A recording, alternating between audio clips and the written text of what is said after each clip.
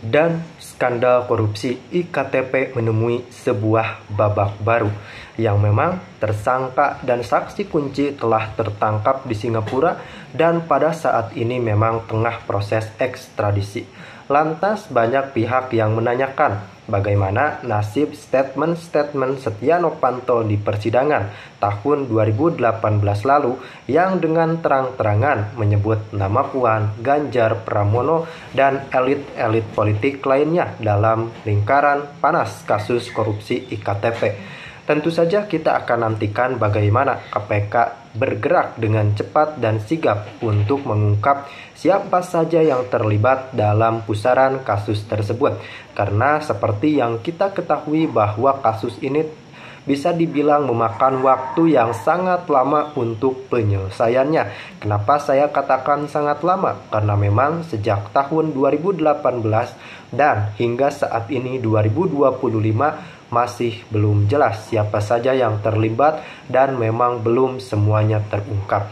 Jadi pemerintah pada saat ini tengah bekerja keras untuk mengungkap siapa dalang di balik skandal korupsi IKTP yang tentu saja merugikan kehidupan bangsa dari semua aspek.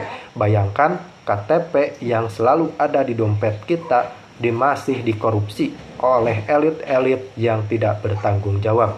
Kemudian kita akan melihat bagaimana ini adalah sebuah babak baru. Apakah keterlibatan Puan CS terlibat atau justru tidak? Tentunya ini sepenuhnya kewenangan dari pihak KPK. Untuk Puan Maharani, waktu itu dia sebagai ketua fraksi PDI, dan untuk Pramono adalah 500.000. Nah, ini hal-hal yang... Itu keterangan Andi atau Agung? Itu udah keterangan dari saudara Oka gitu. Oka Mas Agung? Ya. Nah, hal ini tentu pada saat persidangan juga sudah saya sampaikan segelintir pertanyaan pada waktu itu dan juga penyampaian. Tapi sebelumnya saya juga sudah diminta oleh penyidik untuk mengadakan pendekatan supaya Oka maupun ponakan saya itu secara kooperatif. Tentu saya sudah mencoba semaksimal mungkin melalui kawan-kawan saya yang dekat dengan Oka, melalui keluarga saya yang dekat dengan Ivan. Tapi masalah Ivan saya bersyukur, terima kasih tadi malam bisa terjadi demikian. Jadi tidak lain kerjasama yang baik antara penyidik dengan JPU. Tapi masalah Oka, waktu itu kami dikonfrontir.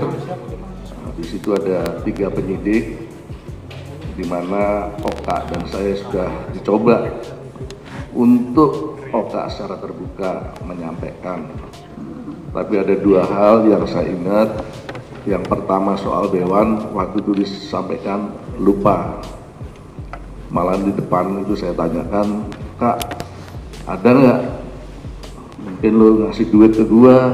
Apakah ngasih uang? Dibilang waktu itu dengan oh nggak ada. Akhirnya penyidik juga mencoba, tapi waktu itu dikasih 24 jam untuk supaya Pak Oka itu datang, dikasih kesempatan. Dan pada waktu ternyata nggak datang. Dan waktu itu dicoba untuk datang ke sidang, saya juga berusaha untuk mengklarifikasi lagi. Rupanya nggak datang lagi, tapi yang terakhir baru datang, yang seperti kita lihat dalam sidang ini. Jadi ini yang dilakukan Oka ini adalah berkaitan diri sendiri yang memang tidak pernah melaporkan atau menyampaikan kepada saya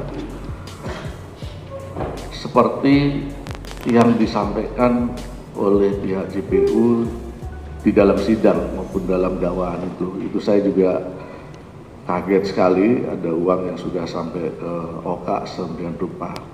Sebelumnya tidak pernah menjelaskan hal itu, kecuali pernah datang adalah yang berkaitan dengan soal masalah usaha saja gitu.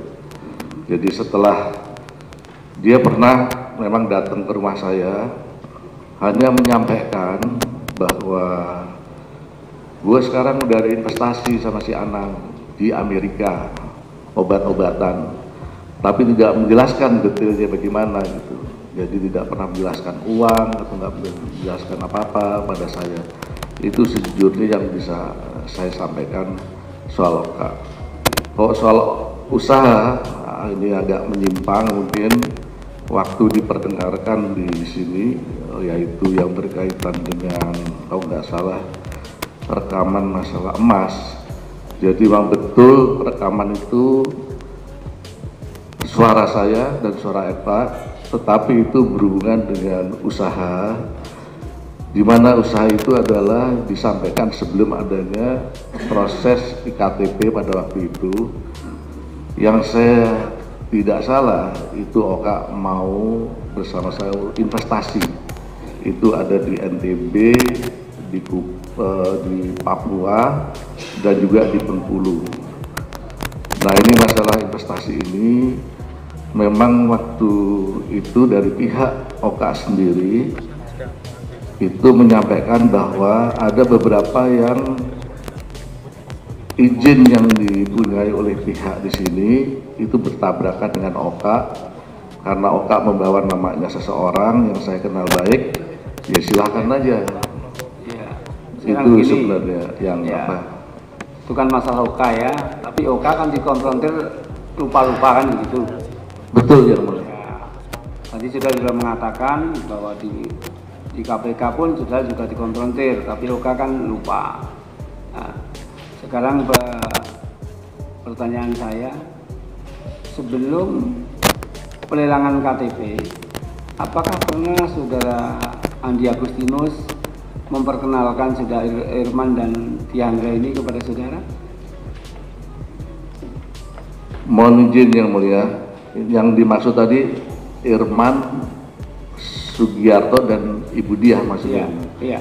Betul Irman ya. Betul ya. Betul yang mulia. Itu pada waktu itu saya diperkenalkan di Grand Melia, di mana saudara Andi waktu di bawah menjemput saya. Di situ di Gramedia sudah ada Pak Sugiarto, ada Pak Irman, ada Ibu Diah. Kemudian selanjutnya, apakah juga sebelum lelang proyek EKTP ini saudara pernah melakukan pertemuan dengan Vincent, Andi, gitu, kemudian Irvanto di rumah saudara di Jalan Wijaya 13? Terima kasih yang mulia.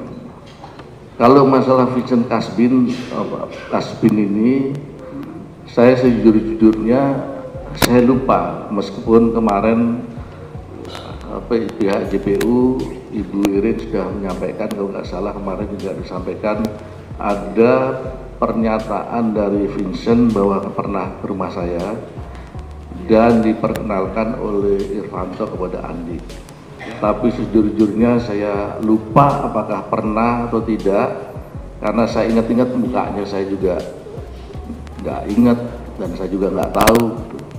Tapi ini yang sejujurnya saya betul-betul tidak mengetahui atau saya lupa betul-betul.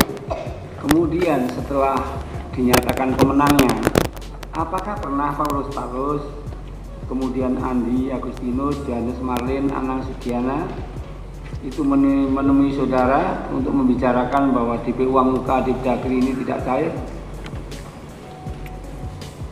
Terima kasih yang mulia. Jadi saudara Paulus Thanos ini bersama-sama Andi Narogong dan bersama-sama Anang ini memang betul pernah ke rumah saya, itu mengalami kesulitan karena sudah ada kontrak tetapi tidak punya uang muka. Nah, saya nggak tahu backgroundnya ini, karena Paulus Thanos menyampaikan pada saya, karena di ruangan saya ini cukup besar, menyampaikan bahwa Pak Nur nanti saya akan bawa Oka gitu. Karena Oka dengan Paulus Thanos ini memang sudah kenal lama. Nah, ini yang pertama ya.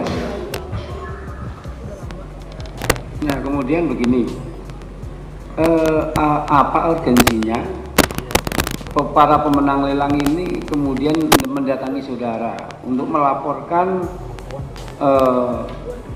berkaitan DP yang tidak cair. Terima kasih Yang Mulia. Jadi ini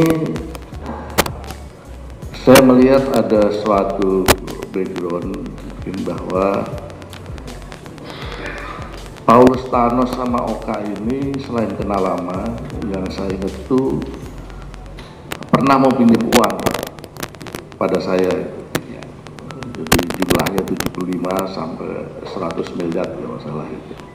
Saya bilang nggak ada.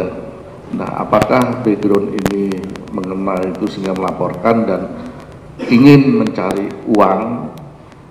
Karena yang berikutnya, kalau boleh saya tambahkan bahwa Paulus Thanos, Andi Narogong dan juga Oka Mas Agung itu. Dan sebenarnya kita sudah saksikan bersama bagaimana persidangan itu berlangsung. Jadi begini, untuk perkara IKTP kita terpaksa dan memang harus menggali kembali data-data di tahun 2018. Jadi ketika berkomentar ini sudah lama, ini sudah usang, jadwal dan lainnya, ya ini kan masih di kasus yang sama, terdakwanya masih sama dan runtutan hukumnya pun masih bermuara kepada satu dalang yang harus tertangkap begini. Jadi kita ya harus tabayun, harus mengecek kembali bagaimana data 2018, bagaimana kesaksian para terdakwa di tahun tersebut, dan ini pun akan menjadi acuan, salah satu acuan untuk nantinya melakukan pengembangan penyelidikan, kemudian menetapkan tersangka-tersangka yang mungkin tidak pernah tersentuh oleh hukum bakal terungkap sekarang.